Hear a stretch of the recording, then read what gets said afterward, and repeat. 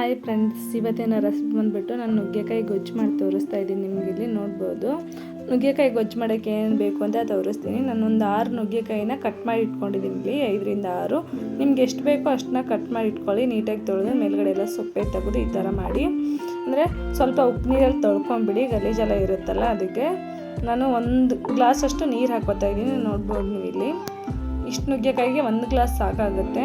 ಯಾಕೆ ಗ್ರೇವಿ ಮಾಡೋದ್ರಿಂದ ನೀರು ಜಾಸ್ತಿ ಸೇರಿಸ್ತಾ ಇಲ್ಲ. ನಾನು ಇಲ್ಲಿ ಸ್ವಲ್ಪ ಉಪ್ಪನ್ನ ಸೇರಿಸಿ ನಾನು ಬಾಯ್ಲ್ ಮಾಡೋಕ್ಕೆ ಬಿಡ್ತೀನಿ. ಒಂದು 5ರಿಂದ 6 ನಿಮಿಷನಾದರೆ ಸಾಕು, ಬೇಗ ಬಾಯ್ಲ್ ಆಗುತ್ತೆ. ಉಪ್ಪು ಹಾಕಿದ್ರಿಂದ ಸ್ಮೂತಾಗಿ ಆಗುತ್ತೆ. ಉಪ್ಪು ಹಾಕಿ ಒಂದ್ಸಲ ಹಿಂಗೆ ಅಲ್ಲಾಡ್ಸ್ಕೊಂಡ್ಬಿಡಿ, ಮೇಲ್ಗಡೆ ಕೆಳಗಡೆ ಈ ಥರ ಮಾಡಿಕೊಂಡ್ರೆ ಉಪ್ಪು ನೀರಾಗಿ ಅಂಟ್ಕೊಳ್ಳುತ್ತೆ. ನೀರು ಸ್ವಲ್ಪ ಹಾಕಿದ್ರಿಂದ ನಾನು ಈ ಥರ ಮಾಡ್ಕೋತಾ ಇದ್ದೀನಿ. ಸಾಂಬಾರು ಮಾಡಬೇಕಾದ್ರೆ ಈ ಥರ ಮಾಡ್ಕೋದಿದ್ರೆ ನಡೆಯುತ್ತೆ. ನಾನು ಲಿಡ್ನ ಕ್ಲೋಸ್ ಮಾಡ್ತೀನಿ. ಇವಾಗ ಒಂದು 5ರಿಂದ 6 ನಿಮಿಷ ಬಿಟ್ಬಿಡ್ತೀನಿ. ನೋಡ್ಬೋದು ನೀವು ಇವಾಗ ಆಗಿದೆ. ಸ್ವಲ್ಪ ಕೈಯಲ್ಲಿ ಇಟ್ಕೊಂಡು ನೋಡ್ಕೊಳ್ಳಿ, ಮೆತ್ತಗಾಗಿರುತ್ತೆ. ಇಲ್ಲ ಸ್ಪೂನ್ ತೊಗೊಂಡು ಚೆಕ್ ಮಾಡ್ಕೊಳ್ಳಿ. ಇಷ್ಟಾದರೆ ಸಾಕು. ಇವಾಗ ಬೆಂದಿದೆ. ಸೈಡಲ್ಲಿ ನಾನು ಒಗ್ಗರಣೆಗೆ ಏನು ಬೇಕು ಅಂತ ತೋರಿಸ್ತೀನಿ. ಇವಾಗ ಒಂದು 3ರಿಂದ 4 ಈರುಳ್ಳಿನ ಕಟ್ ಮಾಡಿ ಇಟ್ಕೊಂಡಿದ್ದೀನಿ ಚಿಕ್ಕದಾಗಿ. 1-2 ಟೊಮಾಟೋನ ಕಟ್ ಮಾಡಿ ಇಟ್ಕೊಂಡಿದ್ದೀನಿ. 2 ಟೊಮಾಟೊ ತೊಗೊಂಡಿದ್ದೀನಿ. ಇಲ್ಲಿ ನಾನು ಕೊತ್ತಂಬರಿನ ತೊಳೆದು ನೀಟಾಗಿ ಕಟ್ ಮಾಡಿ ಇಟ್ಕೊಂಡಿದ್ದೀನಿ. ಬಿಸಿಬೇಳೆ ಬಾತ್ ಪೌಡ್ರ್ ತೊಗೊಂಡಿದ್ದೀನಿ. ನೋಡ್ಬೋದು ನೀವು ಇಲ್ಲಿ ನಾನು ಬೇರೆ ಯಾವುದೂ ತೊಗೊಂಡಿಲ್ಲ. ಖಾರಕ್ಕೆ ಕರಿಬೇವು ತೊಗೊಂಡಿದ್ದೀನಿ, 1-2 ಕಡ್ಡಿಯಷ್ಟು. ಒಂದು ಕಡೆ ಪಾತ್ರೆನ ಕಾಯಕ್ಕೆ ಇಕ್ಕಿದ್ದೀನಿ. ಸ್ವಲ್ಪ ಪಾತ್ರೆ ಬಿಸಿಯಾಗೋವರೆಗೂ ಬಿಟ್ಟು ಒಂದು 3ರಿಂದ 4 ಟೇಬಲ್ ಸ್ಪೂನು ಎಣ್ಣೆ ಹಾಕ್ತಾಯಿದ್ದೀನಿ. ಸ್ವಲ್ಪ ಎಣ್ಣೆನೇ ಜಾಸ್ತಿ ಹಾಕ್ತಾಯಿದ್ದೀನಿ. ಇಲ್ಲಿ ನೀರು ಸೇರಿಸಲ್ಲ, ಅದಕ್ಕೆ ಗ್ರೇವಿ ಅಲ್ವಾ, ನುಗ್ಗೆಕಾಯಿ ಗ್ರೇವಿ ಇರೋದ್ರಿಂದ ಎಣ್ಣೆ ಜಾಸ್ತಿ ಹಾಕ್ತಾಯಿದ್ದೀನಿ. ಸಾಸಿವೆ ಹಾಕ್ತಾಯಿದ್ದೀನಿ ನಾನು, ಜೀರಿಗೆ ಹಾಕ್ತಾಯಿಲ್ಲ. ಇಲ್ಲಿ ನೀವು ಬೇಕು ಅಂದರೆ ಹಾಕೋಬೋದು. ಚಟಪಟ ಸಿಡಿದ ಮೇಲೆ ನಾನು ಈರುಳ್ಳಿನ ಮುಂಚೆ ಚಿಕ್ಕದಾಗಿ ಕಟ್ ಮಾಡಿ ಇಟ್ಕೊಂಡಿದ್ದೀನಲ್ಲ, ಅದನ್ನು ಆ್ಯಡ್ ಮಾಡ್ಕೋತಾ ಇದ್ದೀನಿ. ಸ್ವಲ್ಪ ಎಣ್ಣೆನೇ ಜಾಸ್ತಿ ಹಾಕ್ಕೊಳ್ಳಿ. ನುಗ್ಗೆಕಾಯಿ ಗ್ರೇವಿ ಚೆನ್ನಾಗಿ ಬರುತ್ತೆ. ನೀರು ಹಾಕೊಳ್ಳೋಕ್ಕೆ ಹೋಗಲ್ಲ, ಅದಕ್ಕೆ ಎಣ್ಣೆ ಜಾಸ್ತಿ ಹಾಕೋತಾ ಇರೋದಿಲ್ಲಿ.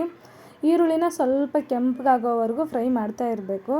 ತುಂಬ ಜೋರಾಗಿ ಉರಿನ ಇಕ್ಕಕ್ಕೆ ಹೋಗ್ಬೇಡಿ, ಲೋ ಫ್ಲೇಮಲ್ಲಿ ಇಡಿ. ನೋಡ್ಕೊಂಡು ಮಾಡ್ಕೊಳ್ಳಿ.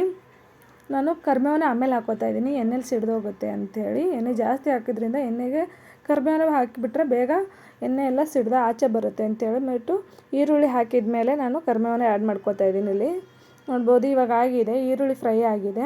ಈ ಥರ ಆದರೆ ಸಾಕು. ಈ ಕಲರಲ್ಲಿ ಬಂದರೆ ನಾನು ಮುಂಚೆನೇ 2 ಟೊಮಾಟೋನ ಕಟ್ ಮಾಡಿ ಇಟ್ಕೊಂಡಿದ್ನಲ್ಲ, ಅದನ್ನು ಇದಕ್ಕೆ ಆ್ಯಡ್ ಮಾಡ್ತಾಯಿದ್ದೀನಿ. ನೋಡ್ಬೋದು ನೀವು ಇಲ್ಲಿ 2 ಆದರೆ ಸಾಕು. ಹುಳಿ ಜಾಸ್ತಿ ಆಗುತ್ತೆ, ಜಾಸ್ತಿ ತೊಗೊಳಕ್ಕೆ ಹೋಗ್ಬೇಡಿ. ನೀವು ಎಷ್ಟು ತೊಗೊಂಡಿರ್ತಾರೋ ಅದಕ್ಕೆ ನೋಡ್ಕೊಂಡು ತೊಗೊಳ್ಳಿ. ನುಗ್ಗೆಕಾಯಿ 2-3 ಇದ್ದರೆ ಸಾಕು, ಆವಾಗ ಒಂದೇ ತೊಗೊಳ್ಳಿ ಟೊಮಾಟೋನ.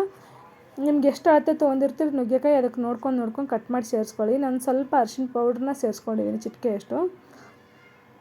ಇದನ್ನು ಫ್ರೈ ಮಾಡಬೇಕು ಚೆನ್ನಾಗಿ, ನೀಟಾಗಿ ಫ್ರೈ ಆಗಿದೆ. ನೋಡ್ಬೋದು ನೀವು ಇಲ್ಲಿ ನಾನು ಖಾರನೇ ಸೇರಿಸ್ಕೊತಾ ಇದ್ದೀನಿ. ಬಿಸಿಬೇಳೆ ಬಾತ್ ಪೌಡ್ರ್ ತೊಗೊಂಡಿದ್ದೀನಿ. ಇಲ್ಲಿ ಬೇಕು ಅಂದರೆ ಬಿಸಿಬೇಳೆ ಬಾತ್ ಪೌಡ್ರನ್ನ ಮನೆಯಲ್ಲೇ ಮಾಡ್ಕೋಬೋದು. ನಾನು ತೋರಿಸ್ತೀನಿ ಬಿಸಿಬೇಳೆ ಬಾತ್ ಪೌಡ್ರನ್ನ ಹೆಂಗೆ ಮಾಡ್ಕೊಳ್ಳೋದು ಅಂತ. ಚೆನ್ನಾಗಿ ಮಿಕ್ಸ್ ಮಾಡಿ ಒಂದ್ಸರಿ. ಖಾರ ಹಾಕಿದ್ಮೇಲೆ ಈ ಥರ ಆಗಬೇಕು. ಏನೇ ಹಾಕ್ಕೊಂಡ್ರು ಎಣ್ಣೆಲ್ಲೇ ಫ್ರೈ ಆಗಬೇಕು. ಇವಾಗ ಇದಕ್ಕೆ ನಾನು ನುಗ್ಗೆಕಾಯಿನೇ ಸೇರಿಸ್ಕೊತಾ ಇದ್ದೀನಿ.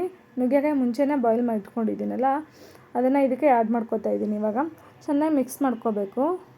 ಅದು ಗ್ರೇವಿ ಎಲ್ಲ ನುಗ್ಗೆಕಾಯಿಗೆ ಅಂಟ್ಕೊಳ್ಳೋ ಥರ ಈ ಥರ ಮಾಡ್ಕೋಬೇಕು. ತುಂಬ ಜೋರಾಗಿ ಉರಿನ ಇಕ್ಕಕ್ಕೆ ಹೋಗ್ಬೇಡಿ, ಲೋ ಫ್ಲೇಮಲ್ಲಿ ಇಕ್ಕಿ ಉರಿನ, ಗ್ಯಾಸ್ನ.